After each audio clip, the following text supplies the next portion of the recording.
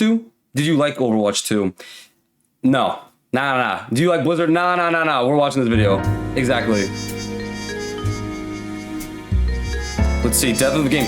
You know what's bad when nerdSlayer is already making a video on a game that's like still out and like running. Overwatch don't hit the same, but I used to fuck that shit up. Overwatch 2, an all-new sequel to the world-famous, world-igniting Overwatch 1. But it's the exact same thing with better graphics. An all-new PvE and hero mode component that hasn't even came out yet. Never done before. Well, that was the tagline and the thesis of it all. That's not where things ended up, as all of you are probably well aware of after reading the title of this video. No, you see, it turns out after the game has been reportedly in the works since 2019, Overwatch 2 has been basically cancelled. Yes, there will be fans in chat discussing how the PvP mode is still existing and counters this notion, but the entire point of Overwatch 2 was the new PvE to launch with it, and it didn't even launch with it. Hundreds of missions, hero missions, and cooperative content, mostly if not all gone. And yet, here we are. Blizzard is seemingly bent on pretending that nothing happened, with their recent showcase at the Xbox Game Show, where they unveiled their paid PvE content and teased a new hero. But I won't pretend it didn't happen. I was there testing Overwatch since closed beta, and I got to top 500 and even won a LAN tournament. I was in the trenches, and seeing the foregoing of development on Overwatch 1 for another game was puzzling even back then. If this is Overwatch 2, a major sequel, it might be one of the worst, highest profile ones we have ever seen and witnessed. True, because it's the exact same game. This is quite clearly Detectives a special episode. I mean, I've already got the jazz going, and I don't even think we have ever gone through a timeline like this before, with such preconceived notions of chaos and failure wrapped up so deeply into everything. But that's because Overwatch 2 was a colossal failure, and despite what White Knighters in the comments might try, keyword, to argue, this entire video is going to be dedicated to outlining through the usage of the game's historical timeline and evidence we gather along the journey, the various failures of the game culminating to a colossal one just recently. Mercy bad? So strap in, detectives, we have quite the story to unravel here. To disclaim things too, my allegiances are to the betterment of the gaming industry as a whole. To everyone asking me to be less mean or critical, well, I'm just letting you know that that's utterly trite and not utility-like in reaching my goal. Detectives have never really been universally liked. I mean, we're shaking cupboards and pulling back rugs after all. Anyway, thanks for the support as always. You're role-playing too much. You guys requested this investigation, so let's get to the case. Bro's role-playing a little too hard. We got it, buddy. Death of the game. That's actually crazy that they already made a video on this. Usually it's like when they're like done, but we already know what happened. The Blizzard incident. I'd like to welcome this video's sponsor and an upcoming Kickstarter project already listed on Steam, Ned Iron Outlaw. Based loosely on the story of the Australian bushranger legend Ned Kelly and the Kelly Gang. I was approached by Beer Labs or Brood Engagement Extended Reality Labs, a really cool name, concerning giving my short impressions of the upcoming game and project after playing the demo on Steam. Ned Iron Outlaw is an indie game, and I'm all for supporting indie developers trying to make it the right way. To be honest, I had no idea what to expect. I've done sponsored games before and ads, but never one where the ad was just me playing the game and talking about my experiences. I think this shows a good amount of trust in the product itself, but also just generally more honesty as a developer. Man, I love this game so much. So I'm going to talk about what I liked and found most interesting in Ned Iron Outlaw. First off, Ned is an action Metroidvania style game where you move side to side and up and down across various environments and platforms, defeating the enemies you encounter along the way. The unique parts about the game are certainly the setting. I haven't personally played a game set in Australia with zombies and monsters and creatures roaming the environment. Let me move my damn mouse out the way. Real fighters, real figures, near folk legends at this point in Australian history. And seeing their stories featured in this game was both unique and interesting for me. I really enjoyed the loading screens and moments where you get the chance to read biographical cards designed for you couldn't have put this at the end of the video? I don't skip it because this is not my video to skip. And if you feel the same way and I'm reacting to it. Australian indie video game development, please visit the website link at nedgame.com.au listed in the description and top comment. I also included the Kickstarter link so you can put your email down and know when that launches as well. Stay tuned for more information. I love indie games, and I love when they do well. And thanks to Beer for sponsoring this video with Ned Iron Outlaw. Let's get back to the mystery, detectives. The story of Overwatch 2, unsurprisingly, starts with the previous title, Overwatch 1. The mere announcement of a sequel would send shockwaves through the community. Not just because of the hype that trailer was gas, but because Overwatch 1 was only a few years old at this point, and at that point had been largely abandoned in terms of large or even moderate updates. This much was admitted by Overwatch's director Jeff Kaplan later on, but the whole idea was that Overwatch 1 was on the rocks because the development team was secretly cooking up Overwatch 2 behind the scenes, and it was gonna change everything. Overwatch 2 would be finally capitalizing on the long-standing and incredibly well-done lore and art that Overwatch featured for many years, including the trailers and the different shorts. With the addition of the game now having a story mode, they could really leverage this. This would include story missions, unique hero missions for each hero, and according to Forbes, Overwatch 2 was set to have reportedly hundreds of co-op missions. As for the PvP players, they would experience new visuals, a new game mode dubbed Push, new heroes, and the change of 6 players to 5 players now, making the game 5 versus 5.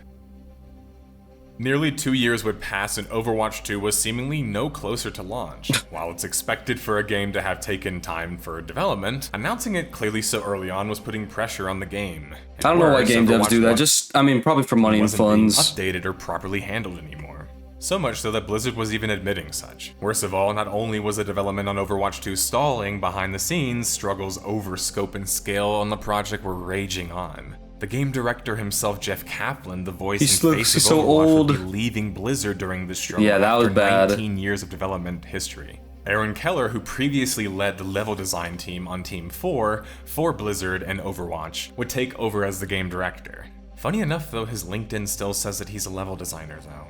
Jeff Kaplan leaving was a major blow to not just Overwatch, but our trust. Overwatch 2. Many people would theorize that Overwatch 2 was Jeff's plan and vision to see the realization of what was Project Titan, the previously failed online FPS project that from its ashes would birth Overwatch. Many people felt that with his departure, that dream officially died. That being said, there is also an insane amount of character worship that goes on in America, and specifically with Jeff Kaplan. Now, it's less that he's secretly this bad developer that I'm going to unveil or this asshole or whatever else, but it's more that just his strengths also come with weaknesses. And for the kind of game and money that Activision Blizzard was trying to make, perhaps Jeff was just the wrong tool. With more time and resources, could Jeff maybe have accomplished his vision? Perhaps, but the deck was stacked against him ever since Kotick took over Blizzard. And well, after you see of what became of the monetization for Overwatch 2, it's hard not to see it as a battle that Kaplan ultimately lost, whatever the true story might be.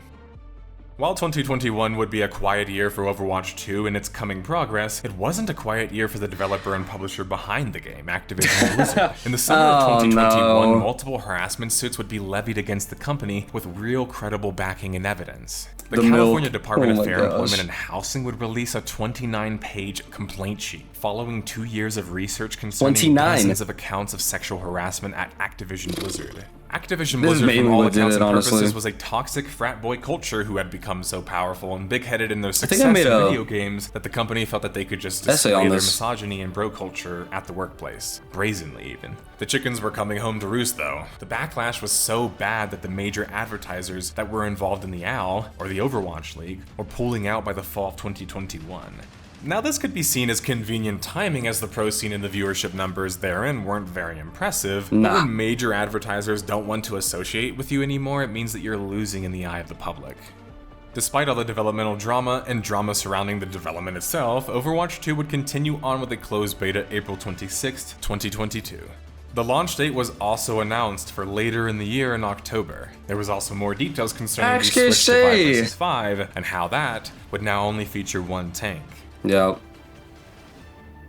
The biggest drama yet concerning Overwatch 2 itself, not Activision Blizzard and the development team, would be related to the monetization of Battle Pass, yeah. Due to European law and pressure, Activision Blizzard... Yeah, they were the ones that started this whole loot box drama too. Them and Battlefront too. This was a perfect opportunity for them to devise a new scheme to make money off of their customers, new or old. With the Battle Pass system, new heroes like the support character Kiriko would now be locked behind, requiring players to greatly progress through it and or purchase the Battle Pass. To make matters worse, people did the math on how long it would take to grind both Kiriko herself and all of her cosmetics, and the math 70 hours, right? What was it? Reportedly taking 5 years of grinding at a normal pace to complete.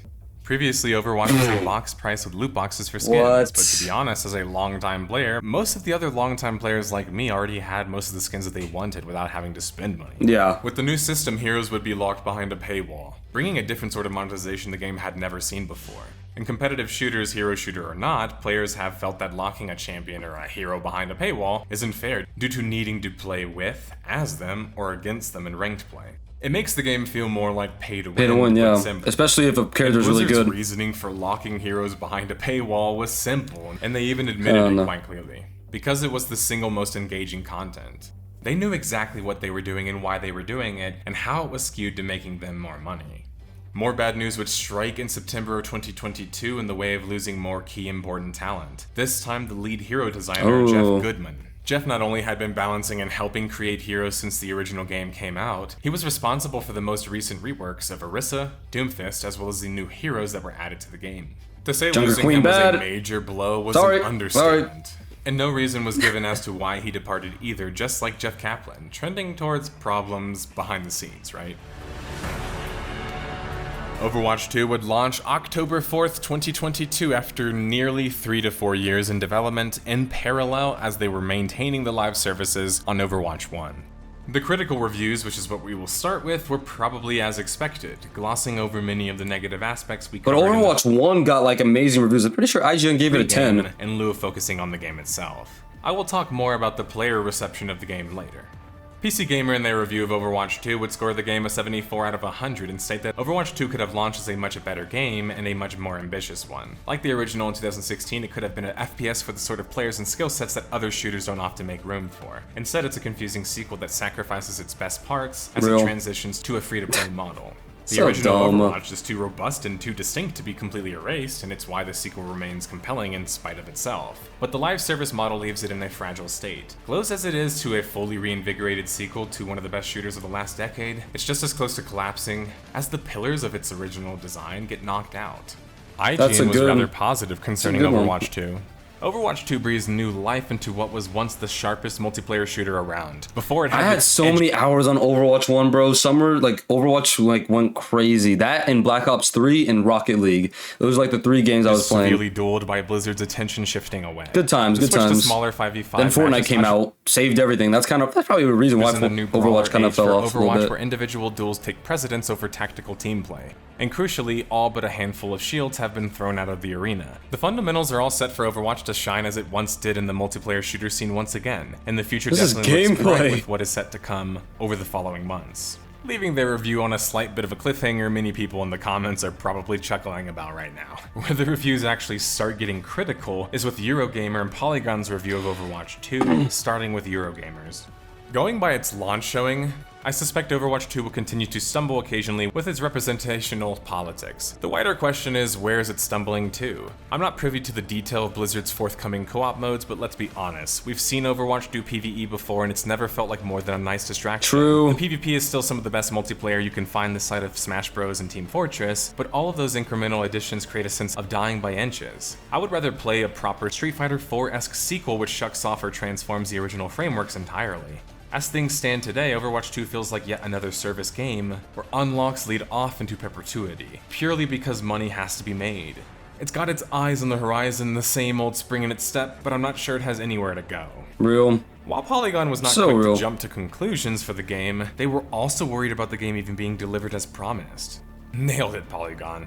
Enjoying Overwatch 2 is an exercise in cautious optimism, not just in the future direction of its ever-changing lore and world, but in the idea that years of new content will ultimately deliver on the promise of a full sequel.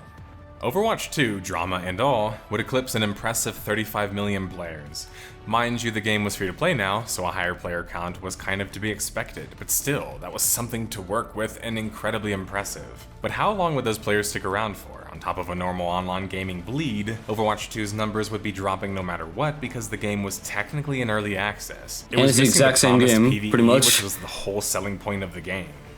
At launch, and like they made it so confusing for the average consumer. Hey, I'm an average consumer, right?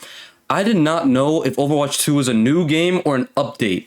Originally, they said it was an update, like just like on top of Overwatch, but then they made it a whole new game with free to play. It was more focused on being this lean, slight overhaul shift from 6 vs 6 to 5 vs 5 PvP light experience. I say light experience because they didn't even fully commit to being competitive with the lack of tournament features in the game, still when compared to other top titles like Valorant. The fact with Overwatch 2 was that free-to-play now was a nice cushion for some of the criticism it was facing. Yeah, exactly. Things were only going to get worse. PvP or PvE's not out, but the game's free to play, so stop complaining. Things would worsen for Overwatch 2 concerning their professional scene, or the OWL, the Overwatch League. In December of 2022, OWL's Philly team, Fusion, would be rebranding and relocating to Korea as a Korean team in Seoul. Oh. Now this might seem like an incredibly random for people not following the OWL, which is most people, but during the pandemic, as I covered in my first video concerning Overwatch 1, the professional scene for Overwatch 1 was in turmoil. The entire premise of the league was to be like a traditional sports league, where major cities would have their own teams that must be But at least the different GTA games are like actually different from another. This just has better graphics. Size, aka purchasing a team slot to make a team. As much as many outlets would like to fluff the story for Activision Blizzard concerning the pandemic being the culprit for the esport dying, the truth is that the esport was never really alive in the first place. It was a forced esport that was artificially created. Activision Blizzard never let Overwatch grow competitively, organically, and the best times were in the original beta because this is the time that we were organizing our own tournaments and doing things grassroots. When only a fraction of your population plays ranked, and even then a smaller fraction who does competitive gaming or watches it, it's going to be hard to build this entire traditional sports. Damn, this guy's cracked, holy shit! Especially when esports is online and trying to force local brand appeal into esports, it just doesn't really make sense. It straddles on borderline delusion when you realize that Activision Blizzard was promising its investors $125 million in revenue by 2020. That money was nowhere in sight. And viewership numbers had been on this steady decline minus the launch event of Overwatch 2 itself naturally. Yet franchise slots were still costing $20 million. Where was the money? Where were the viewerships? Because it wasn't in esports and it certainly wasn't in Overwatch.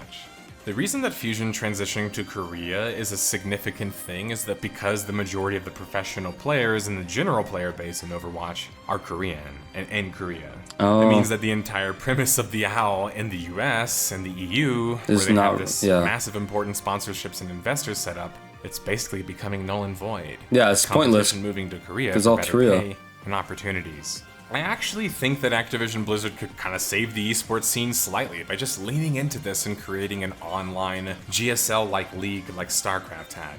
I mean, can we point out more of the absurdity about the whole copy traditional sports thing? You might be thinking like, oh, a Philly team moving to Korea, wow, that sounds like a TV show worthy experience, except that the team is freaking Korean. But that's probably just a coincidence, right? What about my hometown city, the Houston Outlaws? Okay. Yeah, that is actually true. I think I've watched a video before about how like Overwatch or Blizzard kind of like force esports upon it. Maybe should have let the game develop a little more and then do esports, but then they like brought out this whole like esports, like you can pay a bunch of money for each slot, and then it's like actual sports team where it's like the Houston Outlaws, the Vegas blah blah blah, and this, that, and that, and then they're all fighting for like some big championship. It's very corporate. Case scenario, Overwatch 2's esport is still kicking technically, just in Korea. At this point, it feels like Activision Blizzard just doesn't want to take their ball and go home for fear of that walk of shame. Because it's one thing to be optimistic, but when you don't have any results, it starts to tend towards delusion. True. Which is what I'm inclined to believe personally. I spoke about Overwatch as an esport in my you already previous did it to the game. And to quickly address my personal beliefs on such. Like, companies focus so much on the streamers. Hates me. No, they focus on the streamers and competitive so much, but not the actual main fan base, which is just average like gamers, just average people just playing their game. So like games, yeah, they wouldn't have died so fast if they just paid attention. Given my history with the game, I think Overwatch might have had the potential to become an esport had they let the game grow organically. This is not just important in developing a scene who plays or watches the game, but also in developing the appropriate rule sets and game modes that people prefer. True. Instead, we were kind of all shoehorned into running with default modes that the game came with, that they ended up kind of removing for the second game, by the way. And these modes weren't really suited for competitive play. No other major shooter has them. And then there's this whole information overload problem that I told you guys about previously, especially as a tank player who made it to top 500. For the vast majority of people watching Overwatch at a competitive, let alone pro level, they have no idea what's going on, even for experienced players. There's so many particle effects on screen and things going on. Yeah, true. Okay, I'm pretty sure in his last video, that's where I watched it. Yeah, there's just so much going on that if you like tune into an Overwatch stream, the majority of players. I'm sorry, I'm an L. Traditional sports, it's a world of difference. You know that in basketball, when the ball lands in the hoop, it's a bingo. You get the idea. That's why Activision Blizzard was better off comparing esports to the UFC or MMA or something more avant-garde and less mainstream that had more unique rules and formats. How the UFC, as a lifelong martial artist who's been watching it since 2004, went about advertising to a broader audience was taking highly skilled and experienced commentators and having them break things down over time. Over the course of many years, this led to just a higher general education. The issue with Overwatch was actually concerning commentators, which, sure, there were some good ones like Reinforce, who was there since the inception of the game playing competitive lobbies with us, so I know he had a high level of skill and knowledge, but the majority were just fans who didn't particularly understand the game very well. That's again, because most players playing Overwatch don't. Overwatch feels like you're playing TF2 or a MOBA in some cases, or even a classic competitive shooter. But the reality is, you're playing a team-based game built on being a team-plays game that was even built on the precipice of being an even more team-based game originally. But it's still built for being a team-based game. It's actually one of the most snowbally games I've ever played because of the way it focuses on team fighting and team movement so much. Any top-level player can back me up on this, but in Overwatch 1, once the first point was taken, if that team was able to wipe or charge their ults, it basically meant that if they were any good, GG for the second point, and this carried all the way up to pro-level play. Overwatch 2 had this idea of reducing the amount of combatants to help combat problems of clarity and curb the balance in some ways. But it didn't really, because they overpowered tanks, I'm pretty sure. Reducing the amount of tanks and shields to speed the game up, and solve the problem of too many shields and too many tanks. Balance notwithstanding though, just because honestly they've done so much balancing up and down on the game, I don't have a super strong opinion on which way it goes, except them just reworking some characters, which just ended up feeling like weird because, well, the game was still trying to appeal to casual players, so getting rid of Cassidy's flashbang just seems kind of Cassidy? strange. Who's that? But I want to focus on what happened to the Overwatch formula itself. When a player was removed, specifically the tank, this not only reduces the amount of players, it reduces the amount of frontline presence and helps the other tanks and players. This makes it not only hard to play a tank in Overwatch 2, it means that it's harder for your team to play around a bad tank too. Yeah, exactly. So a good tank is way more powerful, period. Tanks in Overwatch are initiators. They decide most of the time how the fight is started, especially with ults, and sometimes how it ends. It was hard playing as a tank in solo queue in 6 vs 6 because you had to coordinate with your team. Now imagine in 5 vs 5, if you're out of position, it means you're dead. And that means big problems for your team. And that means that you're gonna get like fucking death threats and shit. While I personally like the change overall, I think for the large percentage of the population, it wasn't a very good change. The idea of making Overwatch 2 less overpowered with abilities is something that I talked about slightly in my previous videos, and focusing more on the competitive aspects kind of makes sense in a sense, but not at this point, because all it does is further the problem of increasing the DPS queues, and the problem that the game already has regarding the flow of the game. It feels like you're doing backwards work, but where are you going at this point? I know that sounds strange, again, because I wanted the game to be more competitive with less of these overpowered abilities. But at this point, Blizzard already has nerfed the vast majority of hitscan in the game, and even completely nerfed some of the hitscan characters. Oh yeah, true. The game is much slower as a result of many of these changes, which make the switch to 5 vs 5 feel like a band-aid fix, or one that they weren't even fully done implementing. And I know they did it too because there was the problem of there being too many shields and too many tanks, and well, the part of the whole problem of lack of knowledge of the game was because in Overwatch 1 you're supposed to actually shoot at the shields a lot of the time, despite that not being fun or very intuitive.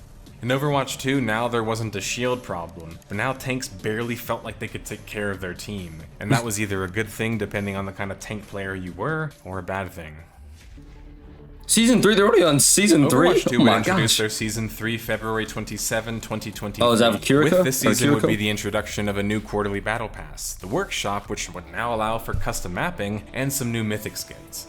Producer Jared Noose was dismissive slightly of fans clamoring for different game mode, expressing a need and desire to focus and balance and fix what was already currently there. The problem is that you released a new game, so people are going to be expecting new stuff. Yeah, exactly. Instead of you guys fixing the last stuff, it's like you're putting the rails down as you're going on the train, like how Cyberpunk and CD Projekt Red handled their game. Season arguably was Season 4 with the introduction of a new hero support in Lifeweaver. a new fan-made map, thanks to the workshop, and a few other bells and whistles. Season 4 felt like the perfect place for Overwatch 2 to be building momentum. It was problematic that they still hadn't brought in their promised matchmaking changes and fixes to the game, further hurting their ranked population. But looking back, April seemed like a good month for Overwatch 2 overall. I don't think anyone could really have imagined what would have happened the following month. What happened the following month? A dagger of an announcement would hit the web Oh yeah, when they said, oh yeah, no more PvE. 16th, 2023. Overwatch 2's PvE hero mode with the RPG. But then that's even more confusing because on August 10th or whatever, they're gonna release PvE. I don't understand. And progressions and talent tree system would be cancelled.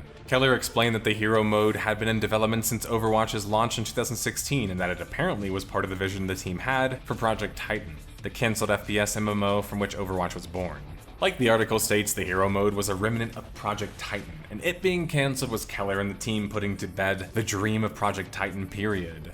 The game director Keller basically stresses in his public statements that concerning the cancellation, that they had evaluated it and that it was just too difficult to do, and too difficult to do while maintaining development on the other part of the game. Now, if I left my journalistic integrity or just general integrity where the writer of this article at The Verge and many other journalists left theirs, which is making excuses for a billion-dollar corporation fumbling a launch and product, yeah, exactly. Yeah, I would just leave it there. But I won't. In fact, that's why I made this video. Actually, yeah, no, because this is a multi-billion-dollar company. Just hire more people now, but still, with the help of many diehard fans, an army of media lining up for the scoop has controlled the narrative. I have already gotten comments on my stuff about it too. Comments saying, well, they always said that they were going to charge for the other PvE content missions, so they aren't doing anything wrong and didn't necessarily cancel the PvE, right? The idea is that Activision Blizzard or Team 4 is just a small moving team. It's an indie team who struggles with game development, resources, and talent, and that they couldn't do the things that they really wanted to do. And we should just accept that they're going to do their best going forward. Except they aren't a small team, and they aren't struggling in resources. Exactly. And the truth is, they lied to everybody, and sold us a game that wasn't complete and was in early access. Now they are pivoting to what content they can deliver on, and they're trying to— What the fuck is this mischief and magic?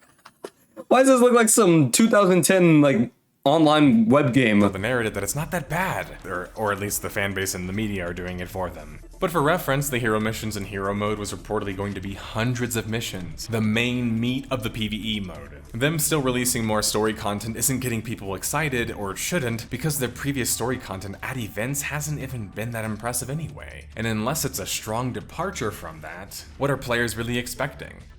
The following month, in June of 2023, Activision Blizzard would announce the paid story content portions at the Xbox Games Show. Okay, so I think I get it. So there's no more PvE. You just have to pay for PvE. Wait, I don't even know, bro. According to Game Informer, 3 missions would be released. 3 missions out of 100, or out of hundreds originally. So they're just doing PvE, but just less. You're kidding me. And each of them would take up to 30 minutes to complete. That's actually stupid. The pricing would be $15 at the entry level, making it $15 for, according to a game journalist, level of skill and play, which, take that with a grain of salt, would be an hour and a half worth of story content. For 15 minutes? This is coming off the announcement of them canceling the content they had promised their audience, which was despite what weird mental gymnastics you do because the said story missions were always going to cost extra. Exactly. Well, that content wasn't supposed to cost anything, and it's not a good look to be charging for it still.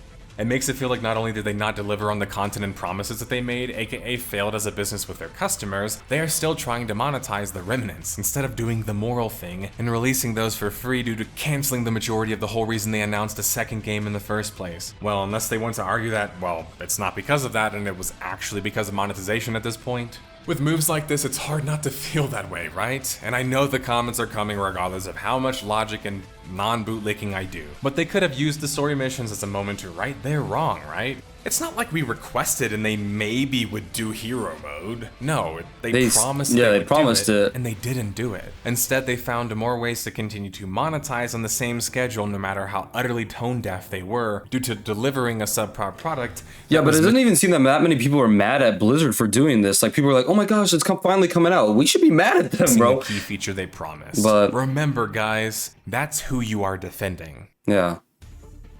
Season 5 for Overwatch 2 would continue on June 13th, 2023. This season would finally bring the much-needed competitive matchmaking changes and balancing, such as solo queue players not being placed into multi-queue games. The weird part of Season 5 is, despite being a rather good update overall, as it's basically balancing and matchmaking focus, something that should be arguably fixed in a launched product, right? Is Activision Blizzard wanting a pat on the back for bringing back a feature, the On Fire system. Somebody mentioned this in my podcast and I thought it was a joke, but seriously, it's right there on the patch notes. So bug fixes, balancing, matchmaking fixes. I remember they got rid of it for like bullying or something. For months. Doesn't seem like a good answer to the criticism that the game was facing concerning the content either, though. And then wanting a pat on the back for bringing back a feature that the old version of the game had just seemed tone deaf once again. And what's up? Do you want a sandwich? Yeah, sure. What? Yeah, sure. Anything, it begs the question more and more, how finished was Overwatch 2 really, right? When you're constantly balancing your heroes and after basically slightly overhauling your game in the first place, it speaks to the fact that you either adopted a new vision and are trying to adapt to it, or you lost your lead hero developer and don't have the same vision or eye for things that maybe he did. Whatever it is, still the changes were needed, clearly. But that doesn't do much to help in bringing in new players or even in players who already left. And to me, the thought of getting them to spend $15 for a few hours of story content just seemed like a hard proposition. So perhaps with the failure of PvE before ever launching, Overwatch 2 can still manage to somehow fix its balance issues and the aforementioned issues in competitive play, including a lack of tournaments in the game, and salvage whatever is left of their player base. And be a fun alternative team-based shooter to other projects such as CSGO and Valorant and COD, and so on and so forth. But I think that the days of Overwatch being a serious competitor, whether in actual competitive experiences or merely popularity, are numbered. Actually true. And that's why I did this video, right? A point that I felt worth mentioning before we transitioned to solving the case was that the public perception and image of Activision Blizzard was just tarnished. Ever since the incident. Being developed, not only the team for the team behind it have classic developers that enacted nostalgia and really just belief in the product that they were going to make, the game had that old Blizzard feel still too. With Overwatch 2, Activision Blizzard isn't even the same company. Many of their founders, let alone key developers, have fled the company, and the head honcho in charge is quite hated by many people publicly and behind closed doors. This is going off of hundreds of comments that I received when I asked for fans' perspectives on Overwatch 1 and 2, and Activision Blizzard, and the drama surrounding all of them. I got so many examples I couldn't even fit into this video. I mean, for example, shout out to Ool, who talked about NetEase and Blizzard's 14-year relationship falling through. Or all the other dramatic stories that I was told, like the Blitzchung thing. There's just too many to even fit into this video, sorry guys. And not just from journalists either, but also from diehard passionate fans of the game, expressing their feelings of betrayal that they had for a company that they grew up with, essentially. It's hard to imagine Activision Blizzard being able to effectively or easily transition from this failure, without doing some serious house cleaning or reflecting publicly. Because behind the scenes reflecting isn't good enough anymore. If Activision Blizzard wants us to believe that they can still do the same quality, they have to show it to us. But it's disheartening to see so many emails telling me that it's one thing to have them fail at so many hurdles, but it's more that they just can't trust the company themselves to do things morally, ethically, or in the best interest of the game. That is broken trust, and that's a hard thing to mend, and sometimes you never really can. Blizzard really did become Activision Blizzard and then some. The artifice of their own story. Especially just with the whole sexual harassment stuff that Blizzard was going through. That's so bad. The music is playing and I have spent more time than usual on such a short timeline, but I think we can say that Overwatch 2 was a special case, right? But a case nonetheless. So let's put it to rest. What are the largest contributing factors for the game failing? Blizzard would cancel the hero mode, over-monetized and under-delivered. The majority of the original and top talent fled. Overwatch 2 is just half-baked. The competitive scene has floundered. Blizzard has tanked their likability past a point that whenever they made new announcements, people were just making memes about it. Overwatch 2 still exists. People were just making memes about it. And likely will still exist until Activision Blizzard is done squeezing more money out of it. Now, I have no desire to return to that game or don't really see a path forward for them past being quite the niche title. Because I think pulling a Final Fantasy XIV, which is what people constantly echo in my comments anytime a game fails, takes humility in admitting that you messed up, and nothing about Overwatch 2 feels that way. Because then they would have to essentially admit it was done largely for monetization reasons. Yeah, they'll never announce that. Quality and expectation. I'm inclined to believe that some developers would rather leave than even have to talk about that, and they probably did. But I digress, detectives. We must move on to the next case no matter how personally invested into this one we might be. Because games and companies are always dying, and we need to find out why. Thanks for watching. The time shall come when history's greatest warriors will clash. Bro just gave me ending battlefield. a Marvel end scene credit. Good video though.